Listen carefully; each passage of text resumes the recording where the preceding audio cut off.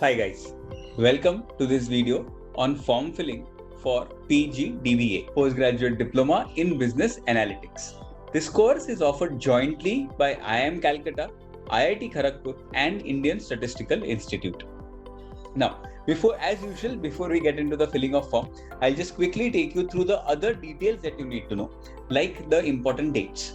So to start with, the form filling started only on April 1st, okay, and it's going to go on till 20th of April, and the exam date is announced on 9th of May. Fees for the same: if you are a SC, ST or a PWD candidate, you will have to pay rupees 1250, and for all other categories, the fees is 2500 rupees. Moving on to the test structure of the exam, it is also an MCQ like the other exams. Okay, it has 4 sections: verbal, logic, quant and DI. So verbal is going to have 15 questions, logical reasoning only 5 questions, DI and data visualization is the section, they have 5 questions, and quants is 25 questions. So in all 50 questions, each question will have 4 options. You will have full 3 hours, 180 minutes to answer these 50 questions, okay, and each question carries 3 marks if you answer it correctly, and a penalty of 1 mark if you answer it incorrectly. Now, before you start filling the form, make sure that you have a scanned photograph and a scanned image of your signature ready with you. I'm sure by now, after filling so many forms throughout the season, you will have all this handy, but just to make sure that everything is in place, just make sure that you have the photograph, the signature, and in case the certificates, caste certificates and anything, if need be, if you are a OBC or an SC/ST candidate. So as soon as you click on the registration link, which is iimcal.ac.in, you will be redirected to this page. Okay. So here, as you scroll down on the page, you start with new candidate registration and you click on the register button. Once you do that, they start by asking the most basic details of registration and setting up the password. So you start by filling up the name. Okay, very important, they've kept the note at the right place. Ensure that you enter the name exactly as it appears on your 10th standard mark sheet, okay, which is exactly how you have been doing for all other exams also, but still. Then you enter your date of birth, you select the country, email address, okay, mobile number, and you have confirmation of a mobile number. Once you click on generate OTP, they will send you an OTP on the mobile number you've just entered, and once you enter that OTP, then you are inside the form for PGDBA. Once you enter your phone number, you enter the OTP that they have sent you. Okay, this is the page that you will be able to see with the details that you've just entered, and on the top right, you should be able to see an option called Go to Application. That's where you click and start filling up your application form. So, application form has these following heads: personal details, acads, work experience, test city, and payment. So, personal details, you start with your name will be pre-filled. You start with your parents' name. Other personal details, you enter your gender, nationality, okay, and the communication address. So nothing great here, just need to ensure that everything that you fill is proper, okay. And the last part on that page is uploading the documents. So here you will have to upload the signature and the photograph of yours, and in case you are a category student, then you'll have to also upload your caste certificate, caste validity certificate, and all of these documents.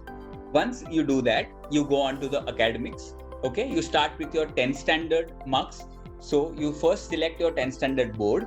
You then go on to the year of completion, and then you enter the marks, the total marks and the out of marks that you have scored and your percentage. Very, very important.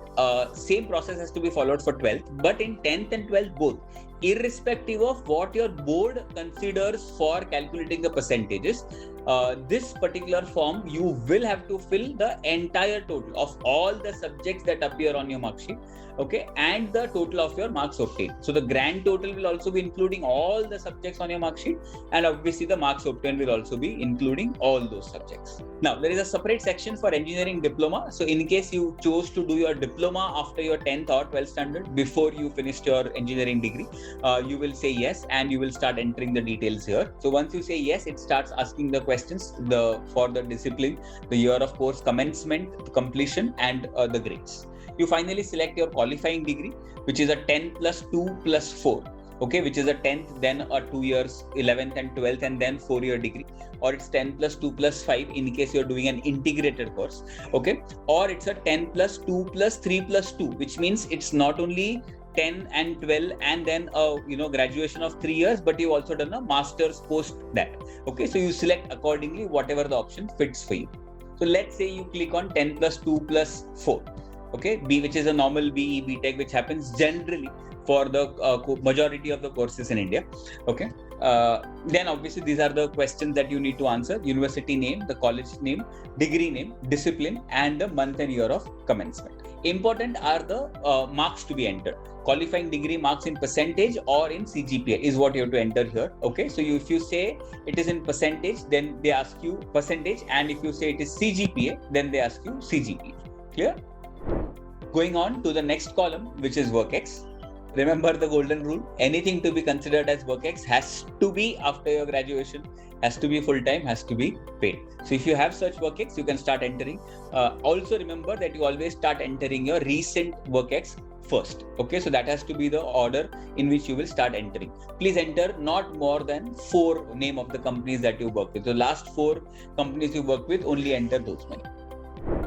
You finally go on to selecting your preferred test city. So they have 3 options. You obviously will choose depending on your physical proximity. Okay, you will choose one of the 3, and then you finally go on to your payment page.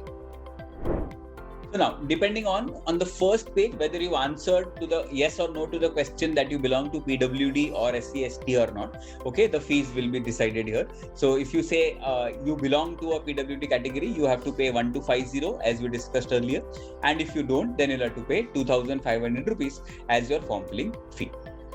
So yeah, guys, this was pretty much it. This is a short and simple form. I hope there are no more queries that are left unaddressed. Yeah, all the best and do well for the last exam of this season.